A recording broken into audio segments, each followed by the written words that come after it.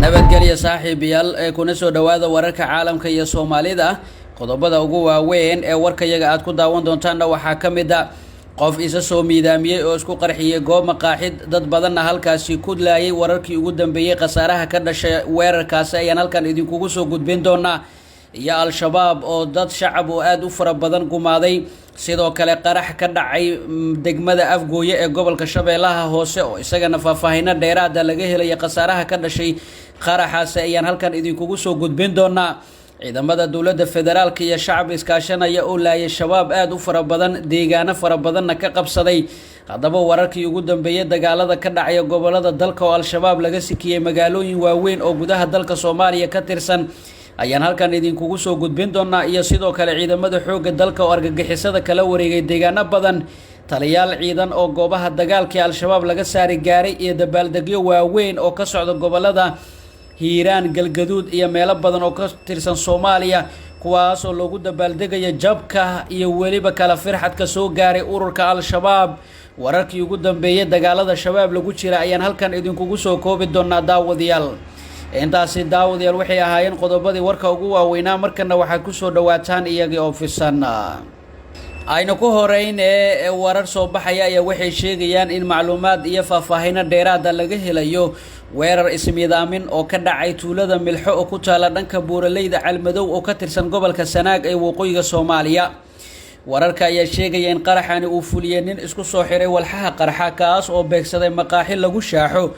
laguna qayilo oo ku taala halkaasi ila dadka deegaanka ayaa inoo sheegay in xilliga uu dhacay qaraxa ay maqaaxida ay ku sugnaayeen dad badan oo shacab ah waxaana soo gaaray dhimasho iyo dhaawac intaba ugu yaraan 5 qof ayaa ku dhimatay qaraxan halka ay ku dhaawacmeen 10 kale sida ay warbaahinta u xaqiijiyeen ila wareedyo lagu kalsoon yahay sidoo kale dadka dhaawacyada oo qaarkood ay liidata xaaladooda caafimaad ayaa loo soo qaaday dhanka magaalada Boosaaso si loogu dabiibo xaaladda caafimaad weli ma jirto cishaagata mas'uuliyadda weerarkan balse kooxda al-shabaab ayaa ku sugan buuraha Calmadow oo u dhow tuulada Milxo oo ah meesha uu weerarku ka dhacay qaraxan ka dhacay Sanaag ayaa noqonaya kiisii ugu horeeyay ee ismiidaamin oo uu fuliyo qof isku soo xiray walxaha qarxa taas oo cabsi weyn ku beertay dadka shacabka xaaladda ayaa haatan mid degan waxaana socdo baaritaano ay bilaabeen ciidamada Puntland si dabagal loogu sameeyo kooxihii ka dambeeyay weerarkaasi qaraxa ahaa isla qaraxyada ka dhacaya Soomaaliya ayaynu ku guda jirnaa warar kala duwan ayaa ka soo baxaya qarax ka dhacay degmada Afgooye ee gobolka Shabeellaha Hoose kaas oo ahaa nooca miinada ee dhulka lagu aaso qaraxan oo ahaa mid goobta lagu sii diyaariyay ayaa ka dhacay meel mashquul badan gaar ahaan suuqa qudaarta degmada Afgooye sida ay noo sheegeen dad goobjoogayaal ahi wararka ayaa sheegaya in goobta uu qarax uu ka dhacay meel mashquul oo aad u fara badan ay ahayd gaar ahaan suuqa qudaarta degmada Afgooye wararka ayaa sheegaya in goobta qarax uu ka dhacay inta badan tagi jireen ciidamada waaxda canshuuraha ee maamulka degmada Afgooye ee gobolka Shabeellaha Hoose qasaare kala duwan oo dhimasho iyo dhaawac bale ayaa ka dhashay qaraxan balse weli maamulka degmada Afgooye kama bixin faahfaahin dheeraad ah sida ay wax u dhaceen xaaladda ayaa haatan degan waxaana goobta gaaray ciidamo ka tirsan kuwa ammaanka oo howlgalo kooban ka sameeyay halkaasi Afgooye oo qiyaasii 30 kiiloomitir u jirta magaalada Muqdisho ayaa waxaa inta badan ka dhaca weeraro qorsheysan oo ay ka fulisay al-shabaab oo weli ku xoogan gobolka Shabeellaha Hoose qaraxan ayaa ka mid noqonaya weerarada abaabulan ee al-shabaab ka fulinaysa dalka xilli dawladuna ay sare u qaaday howlgalada ka socda koonfurta iyo bartamaha Soomaaliya dhinaca kalena haddii aynu magaalada Muqdisho aynu ku soo laabano waxaa jira dhaqdhaqaaq ciidan oo ay sameynayaan kuwa ammaanka looga hortagayo qaraxyo la sheegay in al-shabaab ay damacsan yihiin inay ka geystaan gudaha magaalada Muqdisho ciidamada Haramcad iyo kuwa Duufaan ayaa heegan la geliyay iyadoo warar soo baxayana ay sheegayaan in ciidamada dawladda ay hareeraha iyo waliba duleedyada magaalada ay ka wadaan howlgal xoogan taliyaha ciidamada booliiska ee gobolka Banaadir Farxan Qaroole iyo ciidamo uu hogaaminayo oo Haramcad ay ka mid yihiin iyo Duufaan ayaa duleedka koonfur galbeed ee magaalada Muqdisho waxa ay ka wadaan howlgalo lagu xaqiijinayo ammaanka laguna baacsanayo ururka al-shabaab ee halkaasi u firxaday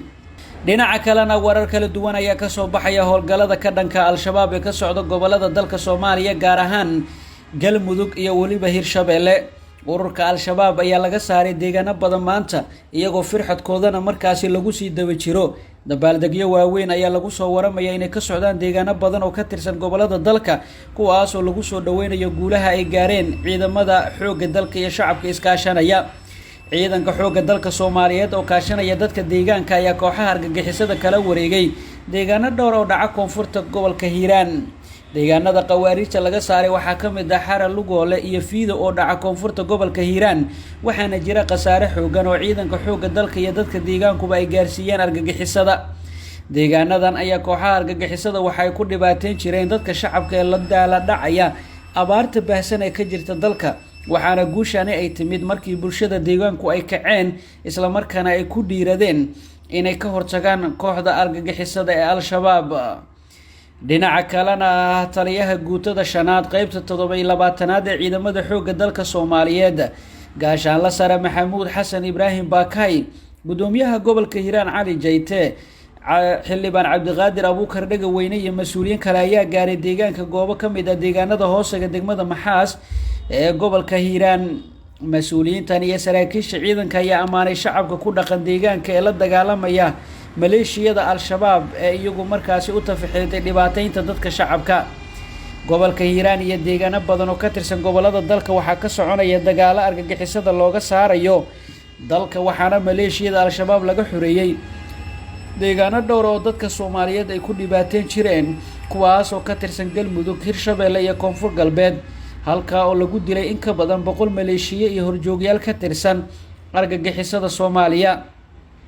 warar soo baxaya ayaa waxay sheegayaan in dabaaldegyo waaweyn ay ka socdaan gobolada dalka Soomaaliya kuwaas oo lagu taageerayo howlgallada ka dhanka ururka Al-Shabaab iyo jabka xoogan ee lagu gaarsiiyay howlgalladii ugu dambeeyay ee ka dhacay markaasi guud ahaan dalka Soomaaliya. ugu dambeyntiina madaxweynaha Soomaaliya Xasan Sheekh Maxamuud ayaa villa Soomaaliya kula kulmay siyaasiyiinta, odayaasha iyo xildhibaanada beesha Galmaax Yunis oo cabasho ka ahayd habka markaasi uu u maareeyay magacaabista gudoomiyaha cusub ee gobolka Banaadir.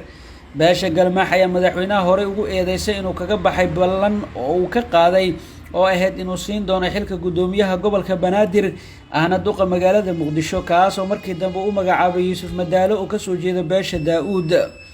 Galmaax Yunis iyo Daa'uud ayaa labaduba ka wada tirsan beesha Wacbuudhan Abgaal. kulankii xalay ka dhacay villa Soomaaliya iyo xubno ka qayb galay waxay warbaahinta u sheegeen in Xasan Sheekh uu ka garaabay arrintan isla markaana uu raaligelin buuxda siiyay isaga oo ballan qaaday inuu si kale u xalin doono. xubnaha beesha Galmaax oo kulanka ka qayb galay ayaa madaxweynaha u gudbiyay liis xilal ah oo ay doonayaan in madaxweynaha u magacaabo haddii aanu xilka gudoomiyaha ka soo celin karin Yuusuf Madaale. madaxweynaha ayaa la sheegay inuu ballan qaaday inuu arrintan sixi doono isla markaana xilal kale ugu xuquuq gudi doono beesha Galmaax, inkastoo qaar ka mid ah mas'uuliyiinta beesha ay shaki geliyeen sababo la xiriirin hore uga baxay ballanqaadyo kale. beesha Galmaax Yunis ayaa aad uga careysan in Xasan Sheekh oo ay aad u difaaceen uguna dagaalameen markii lagu soo weeraray Mirinaayo bishii Abriil 2021 markii uu dhacay dagaalkii looga soo horjeeday muddo kororsiga uu sidan ku sameeyo. macadda sababta Xasan Sheekh ballanka baxa u sameeyay, hase yeeshee waxaa la rumaysan yahay in cadaadis kaga yimid kooxda UPD iyo ra'iisul wasaare Xamse Cabdi Bare. Xasan Sheekh Maxamuud iyo siyaasiyiinta Galmaax ayaa ku ballamay kulan labaad oo lagu dhameeyo xiisadan. guud ahaan daawadayaal warkaad kala socoteen channelkan waa naga inta.